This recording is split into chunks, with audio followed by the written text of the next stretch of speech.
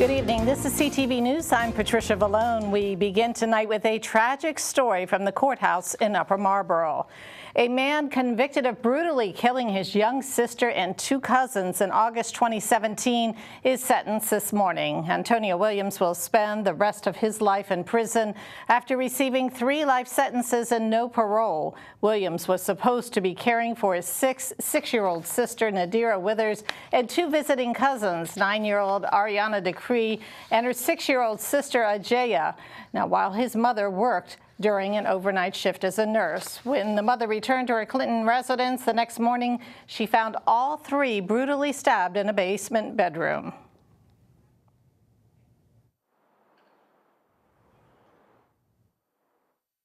Long road come to an end with Judge Woodall's sentence of 3 life without paroles, recognizing the individual and valuable lives of each of the girls, Nadira Withers, Ariana Decree, and Ajaya Decree.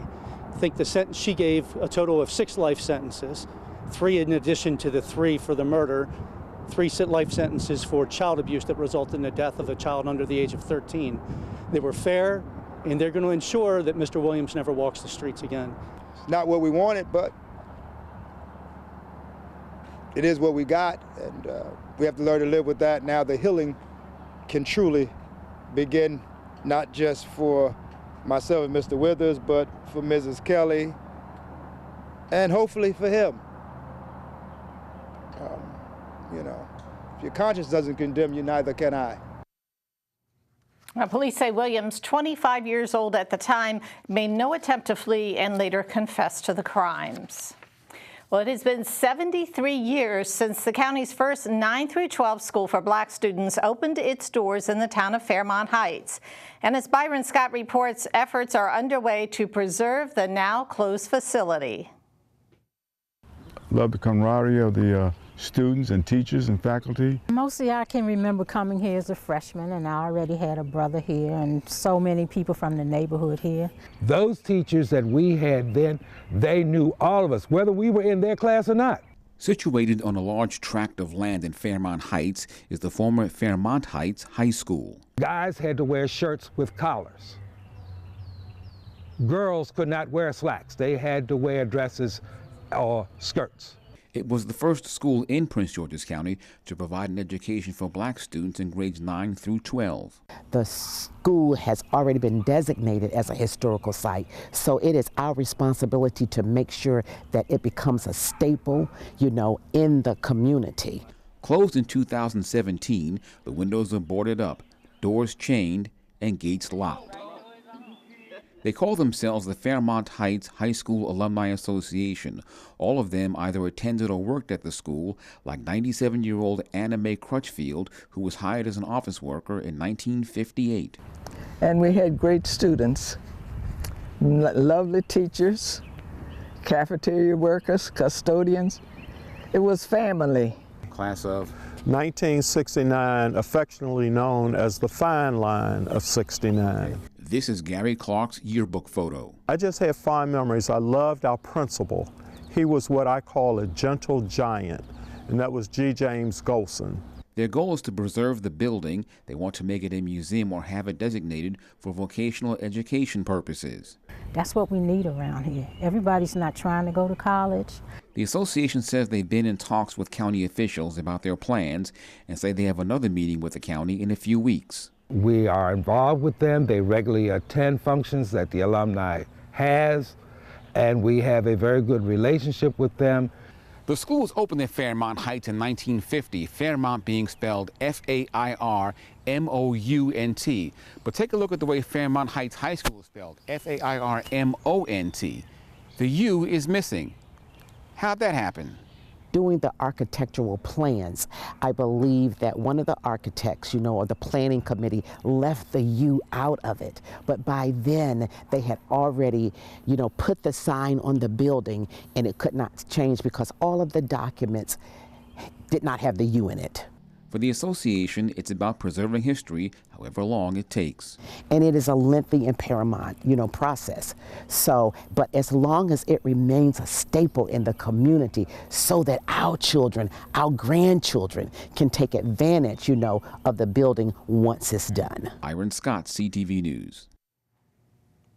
Thanks, Byron. And you are watching CTV News. I'm Patricia Vallone. Still to come, a special day in the DMV. It's good for the environment, plus it's great exercise. We're talking about Bike to Work Day, and we'll have all the details in just a moment. Also ahead, the high school graduation season is upon us. We are at the showplace for the day's pomp and circumstance. Stay with us. I'm Lynn Riggins, inviting all WSSC Water customers to join us at an upcoming In Your Neighborhood open house. We'll be in Landover here at the Sports and Learning Complex Fieldhouse on May 23rd from 6 to 8 p.m.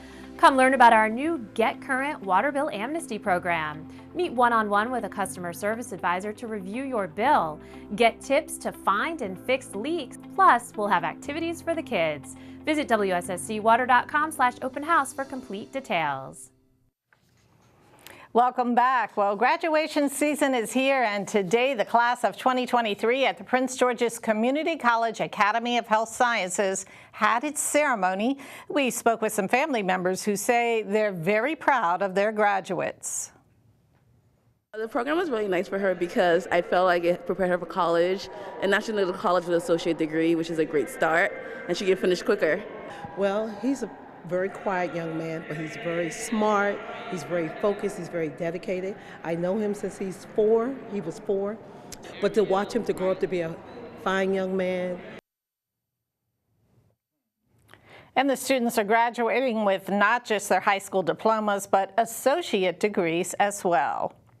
Well, while many county residents pulled out their bicycles for National Bike to Work Day, today some startling statistics show that biking and pedestrian fatalities are up by 37%. According to Street Smart, a public safety campaign, 11 bikers and 130 pedestrians died in the Washington metro region in 2022. Remember, Maryland law requires that drivers give bicyclists at least 3 feet when passing them. Meantime, as we mark Bike to Work Day, officials want to bring more awareness to roadway safety.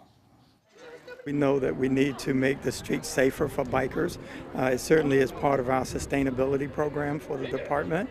And having folks have the opportunity to get out and enjoy nature, especially on our trails and Prince George's County here, beautiful trails.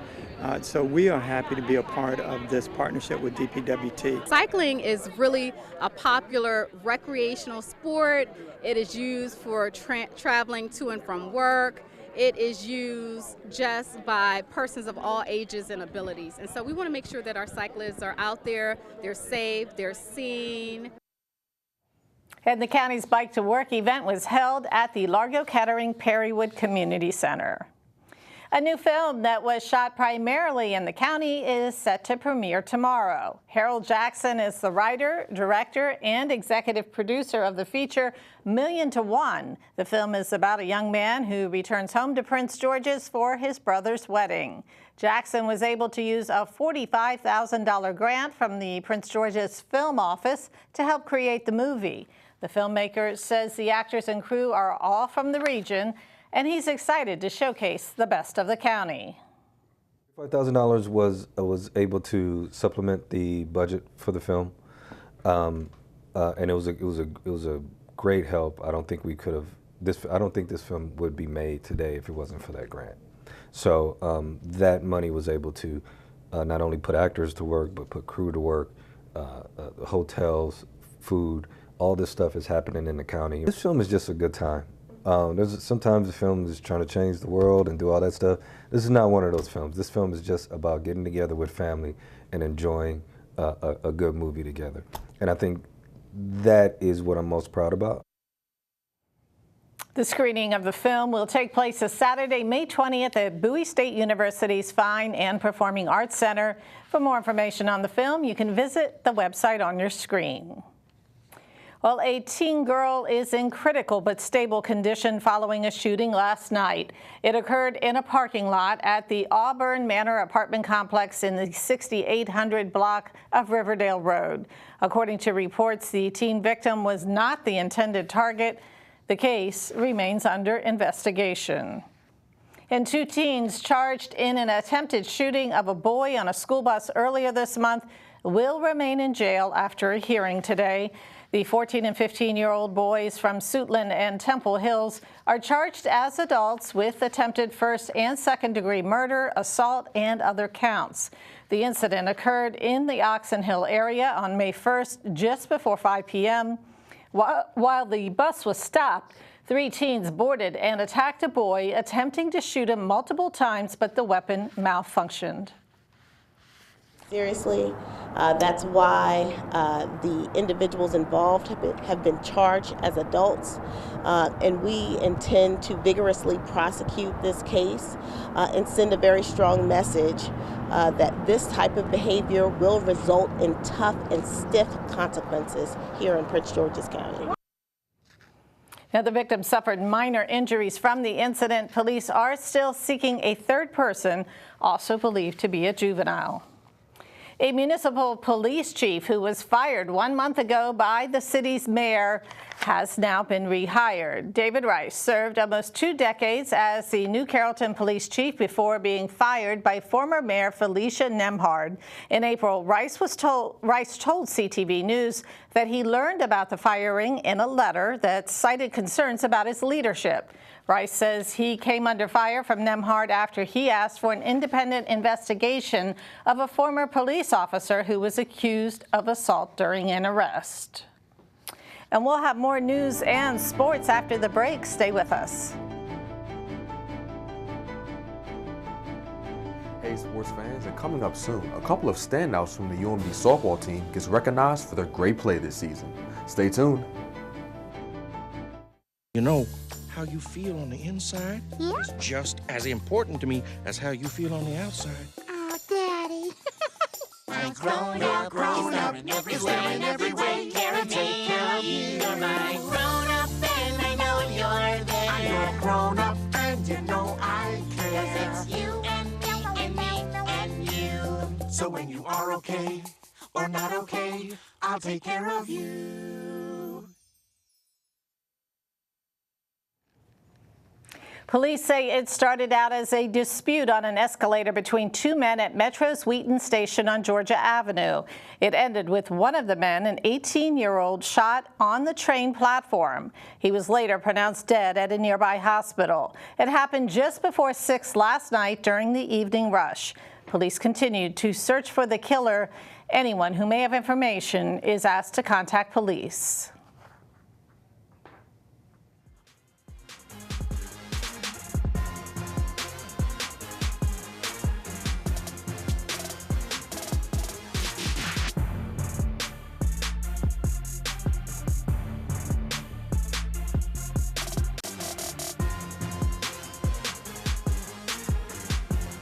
It's time for your Friday Sports Page. The UMD softball team is full of talented players, and that was recognized yesterday as 4 players from the squad were named to the NFCA All-Region teams. Pitchers Courtney Weich and Trinity Slaughterback, as well as outfielder Jada McFarland, earned second-team honors, while catcher Amelia Lynch earned third-team honors. Weich is a skilled player who totals 17 wins and 30 appearances over the course of the regular season. She also has 179 strikeouts this season, which is a team high. Moving on to Slaughterback, she's also had a good season. She has a team-low ERA of 1.90 in 121 innings pitched for Maryland. She's also shown to be a factor on the offensive end, as she is second on the team in home runs with 6 and second on the team in RBIs with 40.